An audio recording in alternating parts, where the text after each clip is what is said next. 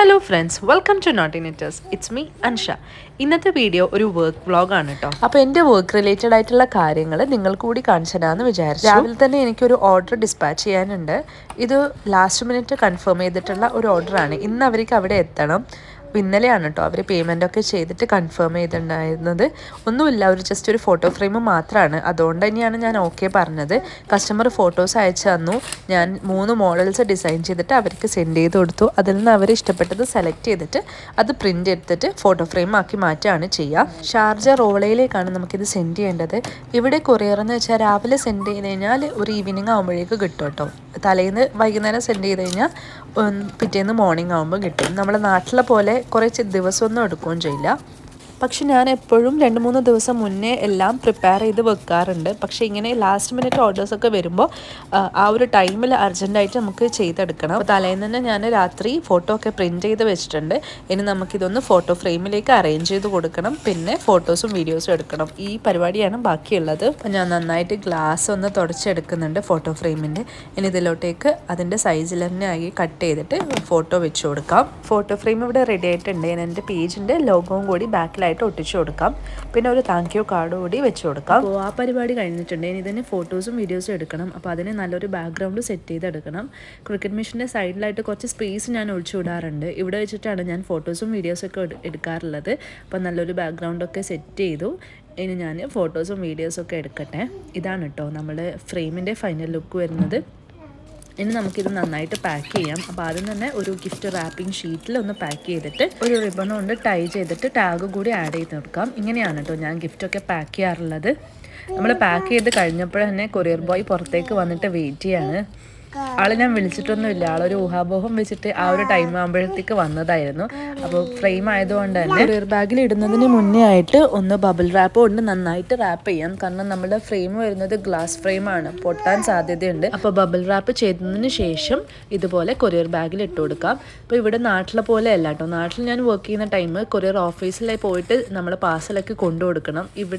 ഇവിടെ വന്നിട്ട് കളക്ട് ചെയ്യും. എന്നിട്ട് അവർ സെൻഡ് ചെയ്തോളും. എയർവേ ബില്ലൊക്കെ നമ്മൾ പ്രിപ്പയർ ചെയ്ത് കൊടുത്താൽ മതി.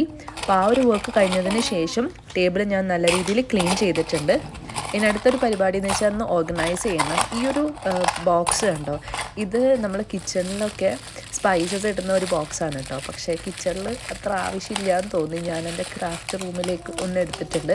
ഇതിൽ ഞാൻ ചാംസൊക്കെ ഇട്ട് വെച്ചു. അതാകുമ്പോൾ നമുക്ക് എളുപ്പത്തിൽ എടുക്കാൻ പറ്റും. അപ്പോൾ ഞാൻ അതൊക്കെ ഒന്ന് സെറ്റ് ചെയ്ത് വെക്കുകയാണ്. ഇനി അടുത്ത പരിപാടി വിനൈൽ സ്റ്റിക്കേഴ്സ് കട്ട് ചെയ്തെടുക്കണം. കാരണം നമ്മൾ ബോക്സസിലും അതുപോലെ തന്നെ ഗിഫ്റ്റ് ബാഗിലൊക്കെ ഒട്ടിക്കുന്ന സ്റ്റിക്കേഴ്സ് ഉണ്ടല്ലോ. അപ്പോൾ അത് കുറച്ച് ബൾക്കായിട്ട് കട്ട് ചെയ്ത് വെക്കാമെന്ന് വിചാരിച്ചു. അത് ഞാൻ സെല് ചെയ്യുന്നതും കൂടിയുണ്ട് എൻ്റെ ക്രാഫ്റ്റ് സപ്ലൈസിൻ്റെ പേജിൽ. അപ്പോൾ നിങ്ങൾക്കൊക്കെ വേണമെങ്കിൽ ജസ്റ്റ് മെസ്സേജ് ചെയ്താൽ മതി. സ്റ്റാർട്ടിംഗ് റേറ്റ് വരുന്നത് 2 dirhams ആണ് കേട്ടോ. അപ്പോൾ സൈസിനനുസരിച്ചിട്ട് റേറ്റ് മാറും. ഞാനത് കട്ട് ചെയ്യാൻ ഇട്ടിട്ടുള്ളത്. യൂഷ്വലി എല്ലാവർക്കും ബ്ലാക്ക് കളറിലാണ് സ്റ്റിക്കർ വേണ്ടത്. അതുകൊണ്ട് തന്നെ ബ്ലാക്ക് കളറിൽ കുറച്ച് ബൾക്കായിട്ട് ഹാപ്പി ബർത്ത്ഡേ, പിന്നെ ഹാപ്പി ആനിവേഴ്സറി, പിന്നെ കുറച്ച് ലവ് കോഡ്സ്, ഇതൊക്കെ ഞാൻ കട്ട് ചെയ്യാൻ ഇട്ടിട്ടുള്ളത്. അപ്പോൾ കുറച്ചധികം സ്റ്റിക്കേഴ്സ് ഉള്ളത് കൊണ്ട് തന്നെ കുറച്ച് ടൈം എടുക്കും. അപ്പോൾ ആ ഒരു ടൈമിൽ നമുക്ക് കുറച്ച് ഫോട്ടോസ് എടുക്കാം. എനിക്ക് ഇന്ന് നൈറ്റ് ഒരു ഡെലിവറി ഉണ്ട്. അപ്പോൾ ആ ഒരു ഡെലിവറിയുടെ സാധനങ്ങൾ ഫോട്ടോസും വീഡിയോസും ഒക്കെ എടുക്കാറുണ്ട്. ഒരു ഷർട്ട് ബോക്സും പിന്നെ കസ്റ്റമൈസ്ഡ് കേക്കാണ് കേട്ടോ വരുന്നത്. അപ്പോൾ അത് ആ ഒരു സ്പേസിലേക്ക് സെറ്റ് ചെയ്തിട്ട് അതിൻ്റെ കളറിന് മാച്ച് ആയിട്ടുള്ള ഫ്ലവേഴ്സും ഒക്കെ വെച്ചിട്ട് ഞാൻ ഫോട്ടോസും വീഡിയോസൊക്കെ എടുത്ത് കഴിയുമ്പോഴേക്കും നമുക്ക് കട്ട് ചെയ്ത് കിട്ടിയിട്ടുണ്ട്. ഇനി നമുക്ക് നന്നായിട്ടൊന്ന് എല്ലാം ബീഡ് ചെയ്തെടുക്കാം. എല്ലാം ബീഡ് ചെയ്ത് വെക്കുകയാണ് ചെയ്യുള്ളൂ.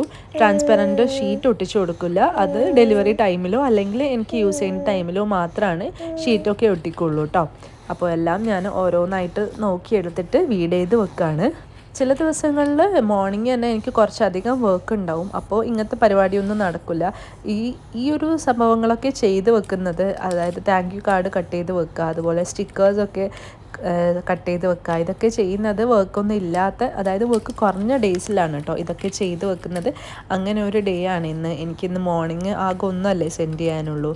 അപ്പോൾ അതുകൊണ്ട് തന്നെ പിന്നെ ഈവനിങ്ങും ഡയറക്റ്റ് ഡെലിവറി ആ ഒരു ചെറിയ ഷർട്ട് ബോക്സ് മാത്രമാണുള്ളൂ. അപ്പോൾ അതുകൊണ്ട് ഇങ്ങനത്തെ പരിപാടിക്ക് ഇറങ്ങാമെന്ന് വിചാരിച്ചു. ഇനി കുറച്ച് താങ്ക് യു കാർഡ് കൂടി എനിക്ക് കട്ട് ചെയ്തിട്ട് വെക്കാനുണ്ട്. അപ്പോൾ ടൈം കിട്ടുകയാണെങ്കിൽ അതുകൂടി കട്ട് ചെയ്തിട്ടൊന്ന് വെക്കണം എന്ന് വിചാരിക്കുന്നുണ്ട്. അപ്പോൾ ഇതിന് കുറച്ചധികം സമയം മെനക്കെടുത്തുന്ന ഒരു പണിയാണ് ഈ വീഡിങ് എന്ന് പറയുന്നത്. കാരണം ചെറിയ ചെറിയ പാർട്ടിക്കിൾസൊക്കെ ഇങ്ങനെ വീഡ് ചെയ്തെടുക്കണമല്ലോ. അപ്പോൾ എല്ലാം വീഡ് ചെയ്തെടുത്തിട്ടുണ്ട്. കുറച്ചെണ്ണം ഞാൻ വൈറ്റ് കളറിലും ബ്രൗൺ കളറിലും കട്ട് ചെയ്തിട്ടുണ്ട്. പിന്നെ ബാക്കിയൊക്കെ ബ്ലാക്കിലാണ് കേട്ടോ കട്ട് ചെയ്തിട്ടുള്ളത്. അപ്പോൾ ഇതാണ് എൻ്റെ ഒരു ചെറിയ വർക്ക് റൊട്ടീന്. ഇനിയും കുറച്ച് വർക്ക്സൊക്കെ പെൻഡിങ് ഉണ്ട് ചെയ്യാൻ വേണ്ടിയിട്ട്. അപ്പോഴേക്കും പക്ഷെ മോൾ എണീറ്റിട്ടുണ്ട്.